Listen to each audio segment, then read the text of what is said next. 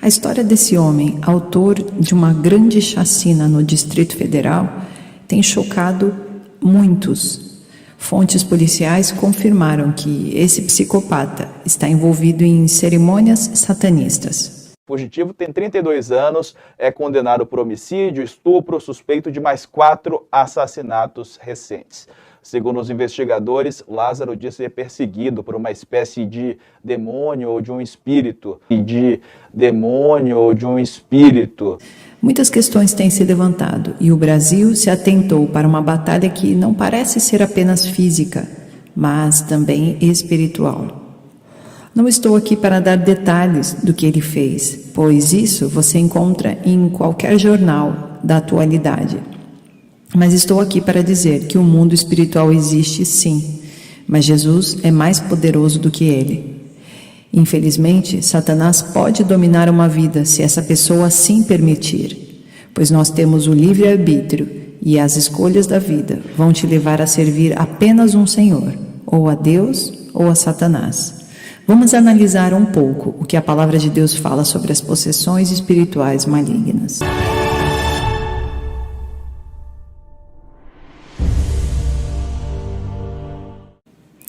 Há pessoas que acham difícil acreditar que os demônios são reais, que a possessão demoníaca é real. A Bíblia fala muito sobre isso. Um bom número de vezes no Novo Testamento, Jesus teve que lidar com demônios, mesmo em alguns casos quando se tratava de curar enfermos, e outros casos, lidar com demônios em pessoas. Por exemplo, Marcos 1:23, justo naquele momento na sinagoga, um homem possesso de um espírito imundo gritou: "O que queres conosco, Jesus de Nazaré? Vieste para nos destruir? Sei quem tu és, o Santo de Deus." Versículo 25, "Cale-se e saia dele", repreendeu-o Jesus. O espírito imundo sacudiu o homem violentamente e saiu dele gritando. Todos ficaram admirados, que perguntaram uns aos outros: "O que é isso? Um novo ensino e com autoridade? Até os espíritos imundos ele dá ordens e eles lhe obedecem." Em Marcos 5, há outro caso de Jesus se encontrando com um homem que tinha 2.000 demônios nele. Diz assim, no versículo 4, "Pois muitas vezes lhe haviam sido acorrentados pés e mãos, mas ele arrebentava as correntes e quebrara os ferros com seus pés. Ninguém era suficientemente forte para dominá-lo. Noite e dia ele andava gritando e cortando-se com pedras entre os sepulcros e nas colinas. Quando ele viu Jesus de longe, correu e prostrou-se diante dele e gritou em alta voz: "Que queres comigo, Jesus, Filho do Deus Altíssimo? Rogo-te por Deus que não me atormentes." Pois Jesus lhe tinha dito: "Saia deste homem, espírito imundo." Então Jesus lhe perguntou: "Qual é o seu nome?" "Meu nome é Legião", respondeu ele, "porque somos muitos." E implorava a Jesus com insistência que não os mandasse sair daquela região. Uma grande manada de porcos estava passando numa colina próxima. Os demônios imploraram a Jesus: "Manda-nos para os porcos, para que entremos neles." Ele lhes deu permissão e os espíritos imundos saíram e entraram nos porcos. A manada de cerca de 2.000 porcos atirou-se no precipício abaixo em direção ao mar e nele se afogou. No Evangelho de Lucas 9, versículo 42, os discípulos de Jesus não puderam lançar fora um demônio de um menino trazido a eles, até que Jesus chegou e abordou a situação. E diz assim: "Quando o menino vinha vindo, o demônio o lançou por terra em convulsão, mas Jesus repreendeu o espírito imundo, curou o menino e o entregou de volta a seu pai. E todos ficaram atônitos ante a grandeza de Deus." Perceba como a possessão demoníaca de espíritos malignos, ela é real pela Bíblia e ela é real hoje, nos dias atuais. Ela não deixou de acontecer. Inclusive, nós sabemos que no satanismo existe um culto a essas possessões malignas. E as atividades desses espíritos malignos na vida de uma pessoa podem ser vistos visivelmente, como nós lemos lá em Mateus, no capítulo 12, a partir do versículo 43. Quando um espírito imundo sai de um homem, passa por lugares áridos procurando descanso. Como não o encontra, diz: voltarei para a casa de onde saí. Chegando, encontra a casa desocupada, varrida e em ordem. Então vai e traz consigo outros 7 espíritos piores do que ele, e entrando, passam a viver ali. E o estado final daquele homem torna-se pior do que o primeiro. Assim acontecerá a esta geração perversa. Demônios que não têm morada, geralmente estão procurando um lugar para habitar. E eles procuram pessoas que não são preenchidas pelo Espírito de Deus, que estão vazias, que estão aptas a receberem esse espírito maligno. Veja que nesta passagem, quando o demônio volta, ele tem medo de não conseguir entrar novamente e ele traz com ele mais 7 perversos espíritos malignos. E então ele entra nesta pessoa e faz ali a sua casa. O reino de Satanás é altamente organizado. Eles trabalham juntos, coesos, eles estão unificados e sempre procurando um lugar onde eles possam habitar uma brecha, uma fraqueza, alguém que esteja despido da força de Deus, alguém que não esteja escolhendo estar do lado de Deus. A partir do momento que você entra no local onde Satanás pode te encostar, onde é este local? Este local é o lugar do pecado, é o lugar distante de Deus, é o lugar na revolta contra Deus. É claro que cada caso é um caso e precisa ser estudado separadamente. E repare como esta passagem de Mateus 12, ele diz que quando ele volta para este homem que estava possesso, ele traz consigo esses 7 espíritos piores do que ele. E então o estado final daquele homem fica sendo pior do que naquela primeira vez, simplesmente porque ele trouxe mais espíritos malignos com ele. Ou seja, o homem permaneceu com aquela casa vazia. É como se uma pessoa tivesse tido a oportunidade de ser liberta espiritualmente e mesmo assim ela não continuou buscando a Deus, ela não continuou buscando pessoas para ajudá-la espiritualmente, buscando uma igreja para se firmar, para aprender a lutar contra esse vazio espiritual dentro dela, e provavelmente ela se permitiu deixar uma abertura para que entrasse outros espíritos muito piores do que antes. E ele finaliza dizendo: assim acontecerá a esta geração perversa. Então aqui ele está denunciando toda uma geração que provavelmente é a geração do fim, a geração da grande tribulação.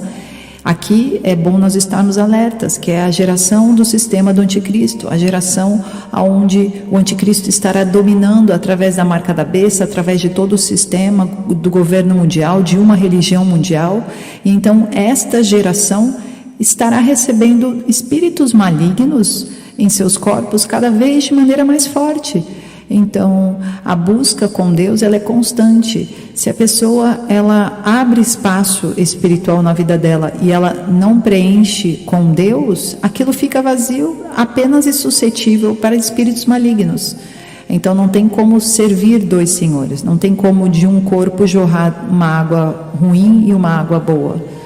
Então nós temos que ter ciência disso, que nos últimos tempos, nos tempos em que nós estamos caminhando para, são os tempos como nos dias de Noé, tempos onde a maldade permanecerá cada vez maior e vai ir prevalecendo. É claro que os santos de Cristo, que são sal e luz, estarão por todo canto pregando o Evangelho, trazendo profeticamente os eventos que virão a seguir, como as 2 testemunhas, mas nós também sabemos que a nossa guerra não é contra a carne ou sangue, não é apenas física, é uma guerra espiritual. Então nós estamos lidando também com pessoas que estão com possessões malignas, e essas possessões, elas só saem através do poder de Cristo Jesus na vida de cada um de nós.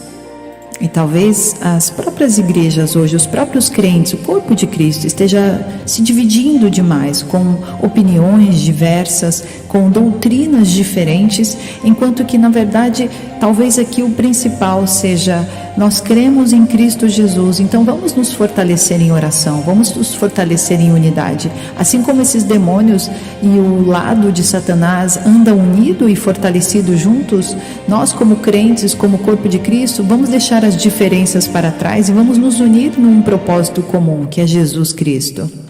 Mateus 12, versículo 25, todo reino dividido contra si mesmo será arruinado, e toda cidade ou casa dividida contra si mesmo não subsistirá. Versículo 30, aquele que não está comigo está contra mim, e aquele que comigo não ajunta, espalha. Por este motivo eu digo a vocês, todo pecado e blasfêmia serão perdoados aos homens, mas a blasfêmia contra o Espírito não será perdoada.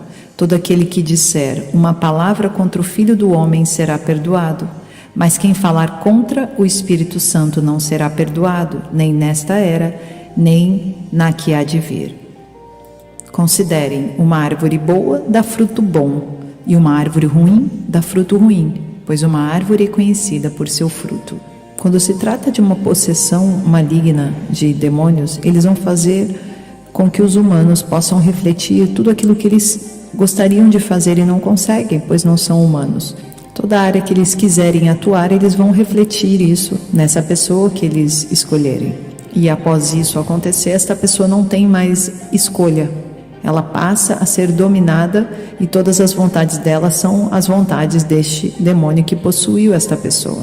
Ninguém pode acomodar um demônio em seu corpo e manter uma vida de liberdade como ele gostaria de ter.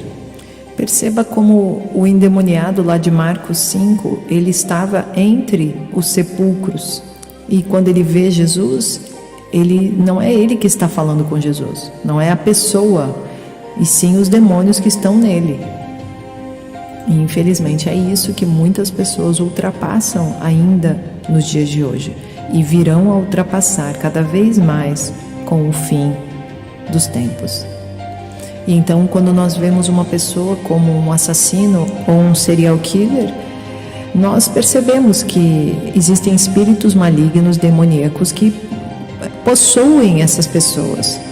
É claro que existe todo um histórico por detrás, um passado por detrás, práticas que essa pessoa foi realizando, mas em grande parte elas não são elas, são espíritos malignos que vão dominando ao longo da vida, e diferentes e outros diferentes, e sai, depois entram maiores quantidades, e o efeito disso são as atrocidades que nós vemos pelo mundo afora, não só este caso atual que estamos vivendo agora, mas inúmeros casos ao redor de todo o mundo que nós vemos de pessoas que fazem maldades que nós não conseguimos entender a olhos humanos como seria possível, mas que na verdade com influências malignas, com possessões malignas, isso se torna espiritualmente possível.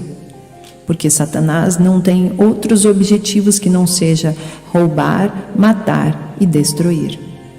Então o que podemos fazer dentro de nós é nos preencher do Espírito de Deus.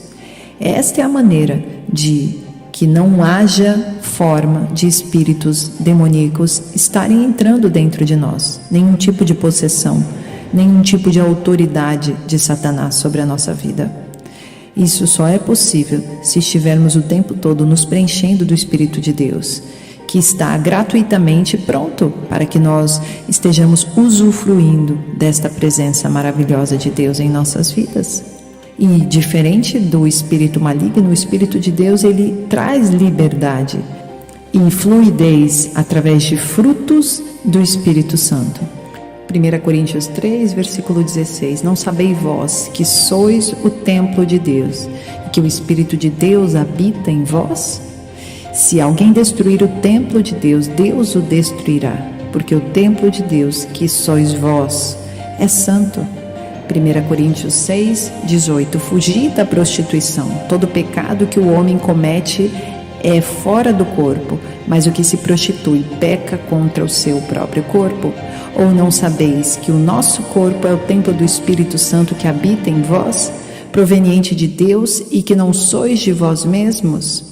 Porque fostes comprado com um bom preço. Glorificai, pois, a Deus no vosso corpo e no vosso espírito, os quais pertencem a Deus.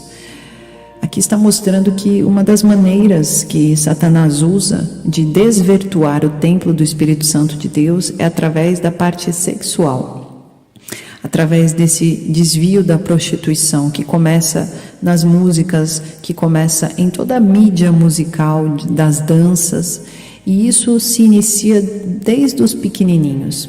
Então nós temos aí uma sexualização de toda uma geração. E através disso o templo passa a ser corrompido e abrir brechas para que, ao invés do Espírito de Deus habitar neste templo que foi comprado por um alto preço do sangue de Jesus na cruz do Calvário, Ele comprou este nosso corpo. Através daquele sacrifício, Ele deixou claro para o mundo que nós somos dele, mas nós temos o livre-arbítrio. Então, através das nossas escolhas, nós escolhemos se queremos continuar entregando o nosso corpo para Deus, para o Espírito Santo, ou se deixaremos brechas através do pecado, para que espíritos malignos possam fazer parte deste templo que é de Deus. Mas por que esses demônios ficam atrás de nós? A resposta é simples: somos feitos em imagem e semelhança de Deus. O amor de Deus por mim e por você pode fazer com que você conquiste qualquer coisa.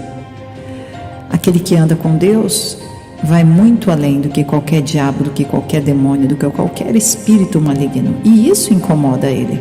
E é por isso que a briga dele não é contra você. Ele não está nem aí para você. Ele não se importa com a sua vida, assim como Deus se importa com você. A briga dele é com Deus, e nós sabemos que já foi vencida. Nós sabemos que quando Jesus voltar, Ele vai queimar tudo isso deste mundo, e incluindo o falso profeta, o anticristo e todos os demônios que aqui habitarem. E nós, os santos, estaremos com Ele para reinarmos durante o milênio como sacerdotes com Cristo aqui na terra. Então, este é o problema dos demônios contra nós. Mas essa briga não é sua, ela é de Deus.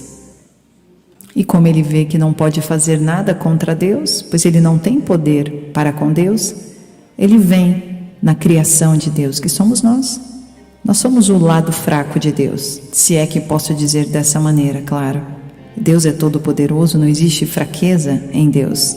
O Deus é o dono de toda a força. Então esses espíritos malignos, eles tentam derrubar o maior número de pessoas que, infelizmente, através de um engano, pois acredito que todos, de todo mundo, todo ser humano já nascido, nunca escolheria o mal se soubesse para onde eles vão, para o lago do fogo, para queimar durante toda uma eternidade, sentir dor queimando no seu corpo. Em contrapartida, aqueles santos que escolhem estar ao lado de Deus estarão com Ele, vivendo no milênio, desfrutando de toda alegria, paz e amor. Deus não gosta de ver seus filhos oprimidos e presos por demônios. Deus não quer ver nenhum dos seus filhos sendo empurrados e espancados por aí, através de espíritos malignos. Seja qual for a área, você não precisa ficar do lado de Satanás. Seja o espírito da mentira no seu casamento, seja o espírito do engano no seu trabalho, seja o espírito da morte em situações aterrorizantes, você não precisa continuar do lado de Satanás. Deus está de braços abertos para você, pecador. Ele está à busca de pessoas que se arrependam e voltem atrás. Hoje é tempo de viver tudo novo. Então, de uma vez por todas, entenda: você tem autoridade para lutar contra todo o mal que está ao seu redor. Lucas 10, 19. Eis que vos dou o poder para pisar serpentes e escorpiões e toda a força do inimigo, e nada vos fará dano algum. Mas não vos alegreis porque se vos sujeitem os espíritos. Alegrei-vos antes por estar o vosso nome escrito nos céus. Sabemos que podemos pisar serpentes e escorpiões. Sabemos que nos foi dada autoridade através do sangue de Jesus. Você pode aí fazer oração e crer que o sangue de Jesus está sobre a sua cabeça. Mas, se você estiver com a sua vida em santidade, alinhada com a vontade de Deus, com os propósitos de Deus, se você está no pecado, busque primeiro se curar. Busque primeiro ajuda. Talvez você seja um bebê espiritual ou alguém ao seu redor, alguém que você ama muito, você tem visto que precisa de ajuda, mas não quer buscar ajuda, não acredita que exista um mundo espiritual. Ore por essa vida Seja o primeiro intercessor desta pessoa e, acima de tudo, seja um bom testemunho da sua vida, das suas atitudes, para que, através das suas atitudes, as pessoas estejam chegando a Jesus e não se afastando dele. Então, muitas vezes o silêncio prega mais do que a gritaria.